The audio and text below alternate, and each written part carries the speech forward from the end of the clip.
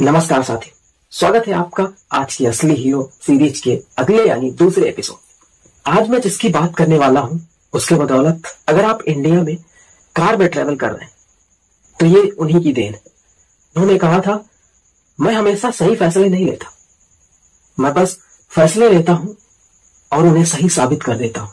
साथियों, दुनिया में कई लोग हैं जिनका सारा जीवन हमें हमेशा महान बनने की प्रेरणा देता है। उन्हीं में एक है हमारे रतन, आपके रतन, सबके रतन, रतन टाटा जी। हम सभी चाहते हैं कि उन्हें भारत रत्न मिले, लेकिन वो हाथ जोड़कर कहते हैं, नहीं, हमें भारत रत्न नहीं चाहिए। साथियों, इनसे सीखने वाली, इनके जीवन से सीखने वाली कुछ बातें ऐसी हैं जिनको अगर आप अपने जीवन में फॉलो करते हैं तो आप जिंदगी के हर पड़ाव पर बहुत ही बेहतर परफॉर्म कर पाएंगे। तो जुड़े रहिए वीडियो के अंत तक और देखते हैं इनके जीवन के बारे में। बहुत ही इंटरेस्टिंग स्टोरीज हैं, उनको भी हम आपके साथ शेयर करेंगे। इस वीडियो को लास्ट तक जरूर देखें। रतन टाटा जी का जन्म 20 दिसंबर 1937 को गुजरात के सूरत में हुआ था। कुछ समय बाद इनके माता पिता का देहांत होने के बाद इनको टाटा ग्रुप के संस्थापक JRD टाटा जी ने गोद लिया था।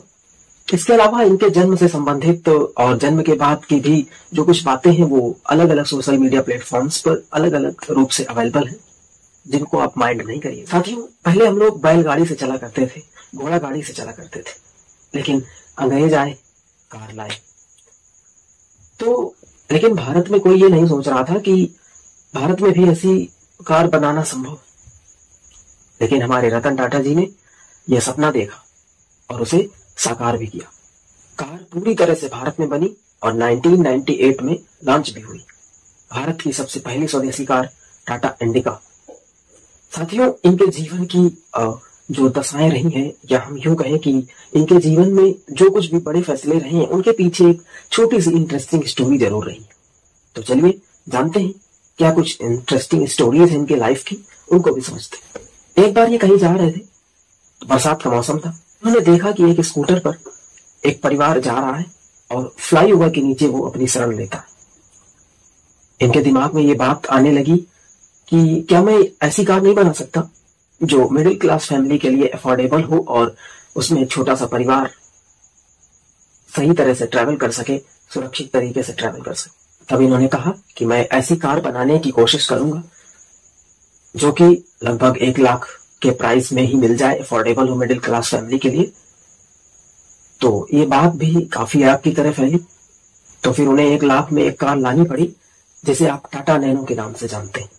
हालांकि वो मार्केट में कितना चली कितना नहीं, वो सब बात की बातें हैं, लेकिन यहाँ पर जो पॉइंट ऑफ फैक्ट है वो समझिए। ये घटना हमें यह सिखाती है कि हमें दूसरों के और अपने सबके इमोशंस को बहुत ध्यान से समझना चाहिए। हमेशा उसकी मदद करना चाहिए जो परेशानी में हो, और उनके बारे में सोचना चाहिए। अब जानते हैं एक और इंटरेस्टिंग स्टोरी के बारे में। साथियों, 1998 में जब टाटा इंडिका लॉन्च हुई, उसके बाद इनके मन के मुताबिक जो है वो आउटपुट नहीं मिल पा रहा था। तो इन्होंने सोचा कि चलो कंपनी बेच देते हैं, क्योंकि कंपनी घाटे में जा रही है। तो इन्होंने एक मीटिंग फिक्स की। फोर्ड कंपनी जो है कार की, जो जगुआर वगैरह बनाती है, तो उसके मालिक बिल फोर्ड साहब के साथ में इन्होंने एक मीटिंग फिक्स की और ये मीटिंग में उपस्थित हुए। वहां पर बिल फोर्ड साहब ने इनका अपमान करते हुए कहा कि टाटा साहब, जब आपको बिजनेस का कुछ आता पता नहीं है तो आपने शुरू ही क्यों किया था। और उन्होंने कहा कि टाटा साहब, आज हम आपकी कंपनी को खरीद करके आपके ऊपर एहसान कर रहे हैं। हमारे टाटा साहब ठहरे स्वाभिमानी व्यक्ति। ये बात उनके दिल पे लगी। और आप जानते हैं कि नदी जब किनारा छोड़ देती है तब राह की चट्टान को भी तोड़ देती है। बात अगर छोटी सी भी चुप जाए दिल में तो जिंदगी की राह को मोड़ देती है। बस यही मोड़ आया उनकी जिंदगी में, और ये उस मीटिंग से तुरंत वापस लौट आए बिना डील फिक्स किए। और इन्होंने अपनी टीम में अपने एम्प्लॉयज से कहा कि अब हमको जी तोड़ मेहनत करनी है और एक दिन सफल बनना है। धीरे धीरे वही कार हम सब लोगों के पास, आम आदमी के पास भी पहुंचने लगी और उसकी मार्केटिंग बहुत अच्छे लेवल पर थी। वहीं दूसरी ओर फोर्ड कंपनी अब घाटे में जा रही थी। अब यह समझिए कि वो दिवालिया होने की स्थिति में थी। तब रतन टाटा जी ने अपने दयालु स्वभाव के अनुरूप उनकी मदद करने की सोची। बिल फोर्ड साहब के साथ एक और मीटिंग फिक्स हुई, यानी दूसरी बिल फोर्ड साहब के साथ दूसरी मीटिंग फिक्स हुई और वहां पर जाकर डील फिक्स हुई। तब फिर से बिल फोर्ड साहब ने कहा कि टाटा साहब, आज आप हमारी कंपनी को खरीद करके हम पर एहसान कर रहे हैं। तो ये जो मेहनत का खेल होता है, ये देखिए आप, ये घटना, ये इंटरेस्टिंग स्टोरी हमें बताती है कि जीवन में जब भी लोग कुछ कहें तो उनकी बातों का जवाब हमें बातों से नहीं देना, हमें अपनी मेहनत और काम से उनकी बातों का जवाब देना। बस आप मेहनत करिए, जवाब वक्त खुद ही दे देगा। साथियों, आपने कभी न कभी 26/11 मुंबई हमले की बात जरूर सुनी होगी, और जब हमला हुआ उसमें बहुत से लोग हताहत हुए, तब टाटा साहब ने जा करके सभी की हर संभव सहायता की और उनको अपनी कंपनी में नौकरी दी, सभी के परिवारों का खर्चा उठाया। ये तो सिर्फ एग्जाम्पल था। हर समय जब भी आपदा या विपदा आई, ये हमेशा देश के लिए, लोगों के लिए एक फरिश्ता बनकर सामने आया। चाहे वो कोरोना महामारी हो, जब इन्होंने 1500 करोड़ रुपए दान किए, या कुछ भी हो। इनका ये व्यक्तित्व हमें सिखाता है कि बड़े पैसे वाला बनने से पहले बड़े दिल वाला बनना चाहिए। बिजनेस के साथ साथ ये रिश्तों में भी बहुत अच्छे इंसान है। कहते हैं इन्हें 4 बार प्यार हुआ, लेकिन फिर भी इनकी शादी नहीं हो सकी, और वो अभी भी उनका आभार और सम्मान व्यक्त करते। इन्होंने एक इंटरव्यू में बताया कि इन्हें एक अमेरिकन लड़की से प्यार हो गया था और बात शादी तक भी पहुंच चुकी थी।